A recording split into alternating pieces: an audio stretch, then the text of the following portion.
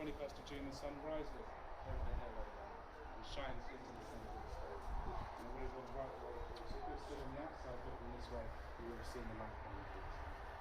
The people who built Stonehenge was very important. When that happened, they knew from that point onwards the days were going to get shorter and get colder as the time goes on. So they knew from that point it was time to stock up their food and maybe people keep their animals inside. But then at the other end of the year, sun would set, the food would have been ready. It would mark the shortest day of the year, but also the return of that holiday in the spring and the summer, warmer weather, and then they would start running. So we used it as a source of calendar to know which part of the year. The reason on the last I had to say about the blue stones, about not getting naked, those are the blue stones. The blue stones are built to polish them to come out very quickly.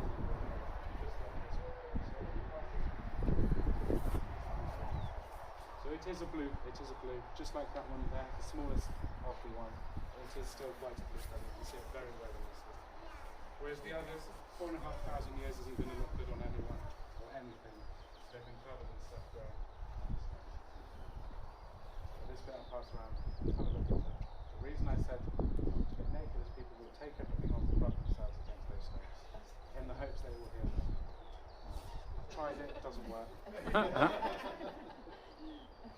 Last summer I saw 16 people try it. I don't know if it will work.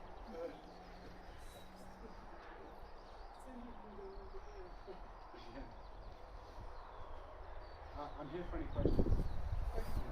Yeah. We're both here for anyone. Anybody who wants to see some really interesting graffiti, come with me. Porter wants to ask a question, dear Porter. Yeah, go on. Why were they built? Why was it? So, as I was just explaining before, 2 days of the year the sun shines through the middle. So it's like a big canopy. This is a big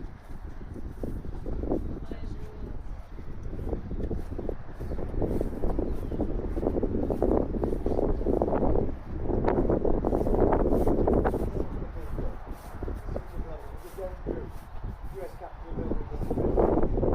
That was designed by someone. Celebrating you grew up just 10 miles from here. And look, here you see a crucifix. This was shorthand for Christopher back in the 17th and 18th century. Here, the letter W, sit very well in this line. The letter R, letter E, letter N, all in script, the type of which would have been used back when he was here. All the experts, all the archaeologists believe that this was Sir Christopher Wren's doing. All it does, it shows the way that the people's attitude to the stones has changed over the centuries. People thought nothing about. In the year 1900, this place was still owned, it was in private hands. You paid a few pennies to come up here, and for an extra penny, you could rent a chisel. People's attitude to the stones have changed. But look over here, there's some graffiti here that goes back 3,000 years. I don't know if in the light, you can see maybe the shape of the dagger. Yeah. Just there. And then here, it's super easier to see. This is an axe head. Okay? And there are a number of them. There are about 30 of them. It takes sometimes the light to be shining in the right area. There's another one here, there's another one here. Now these date back about 3,000 years. Why do people do graffiti? Well, it's when something isn't in use. So we think that back then, 3,000 years ago, the place wasn't in use. And then look at this one I find really interesting. Johannes, I think it's but we can date this. Yeah. Because look, there's a colon. Now the colon wasn't invented till late 1700s in the English language. So we can date it to be no earlier than that. The script as well, very reminiscent of that period. I said that, see it's shining out Wren there, just so beautifully in the sun. But I have one last piece of graffiti. Come on, this is amazing. I only found this out a few months ago. Once you've seen it, you cannot unsee it.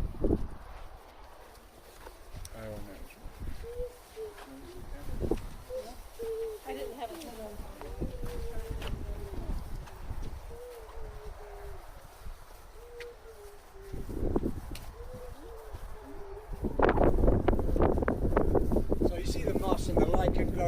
the stones. But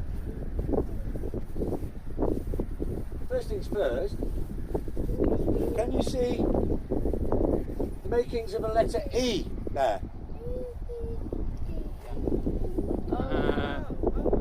Yeah?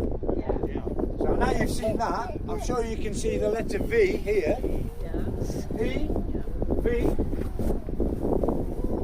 3/4 of a letter O. This one is a bit more difficult to say, to see in this light. But I can assure you, in the right light, there's a letter L. L-O-V-E. In the 60s, the hippies came. They painted love on the stones. Now the moss, the lichen that grows on the stones, obviously adores what was used to clean off the paint. And it's now a permanent reminder of what they were up to in the 60s. Incredible. So that's in the 70s. Also, I'm not going to like that. Doesn't that look like Jabba the Hutt, that stone? Anyhow, look.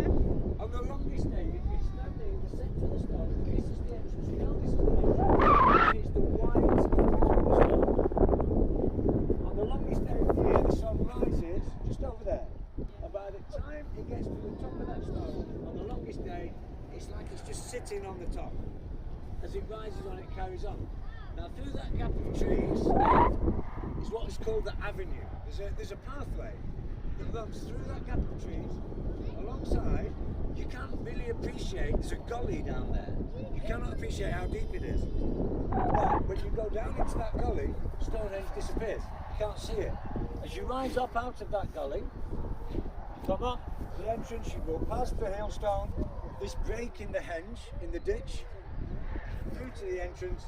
And the reason we think that the winter solstice was the most important thing, because the two largest stones, the two tallest stones, are at that far end, but they're the ones that mark out the shortest day.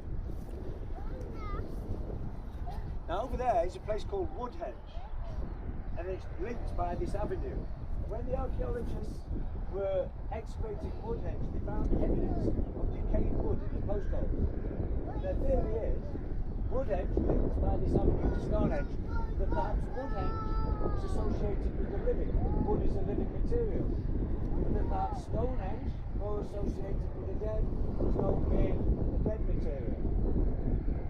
And also, do you see these bumps, especially on this largest trailer farm there, at the other end?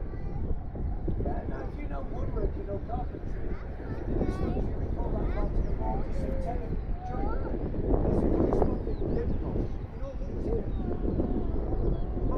Fixes that lip bolt, sets that horizontal stone in place. So if you put the dents effective leg on, then this is the same principle.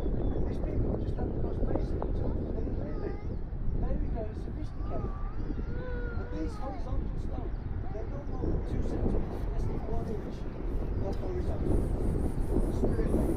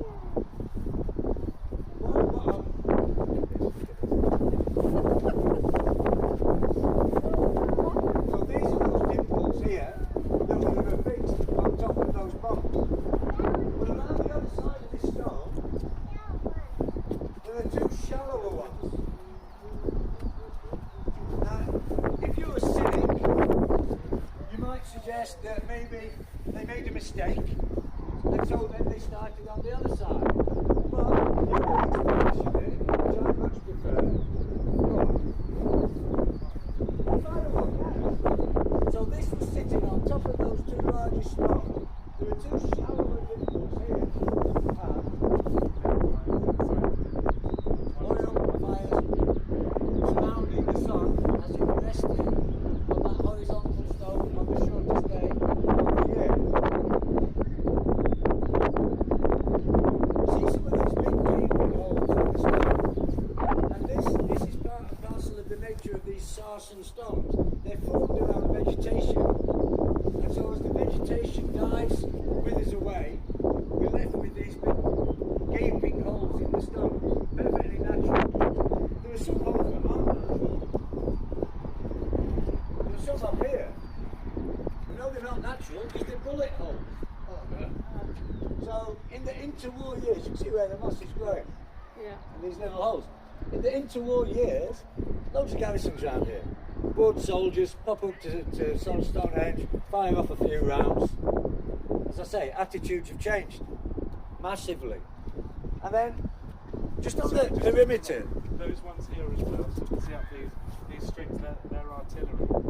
So larger ones. So those were guns where the moss is, but the larger ones were straight, proper artillery. So they would have shot that direction and probably blown up some roofs. And then, just on the other side of the pathway, you can see a smaller stone just through here. There's another corresponding one just outside the ring of stones over there. Now, originally, there were four Phoenician stones. And I mentioned that now we're beginning to investigate the whole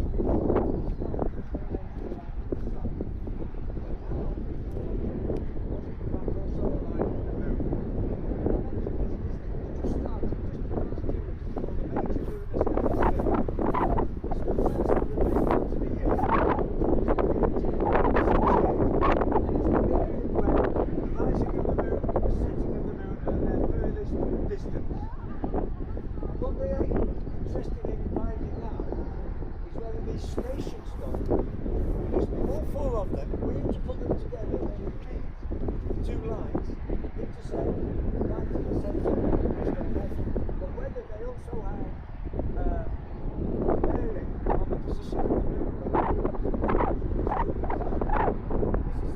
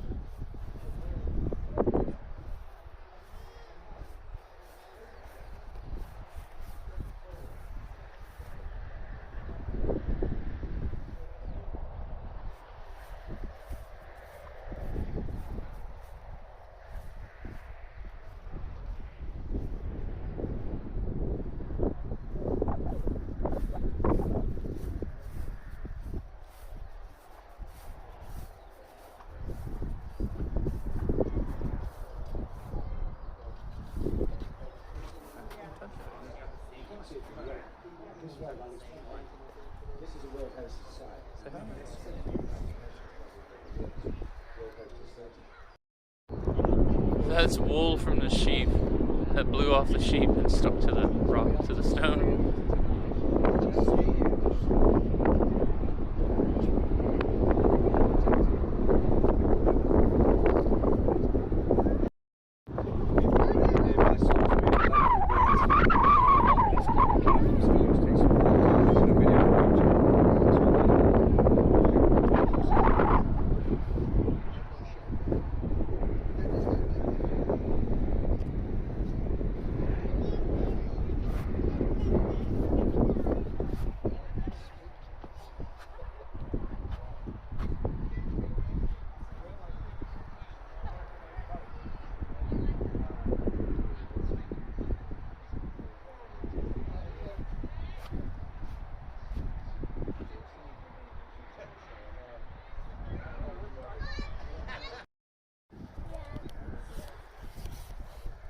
Alright folks, if you want to make your way back towards the path, so down towards the bus, it's in the same place where we left it.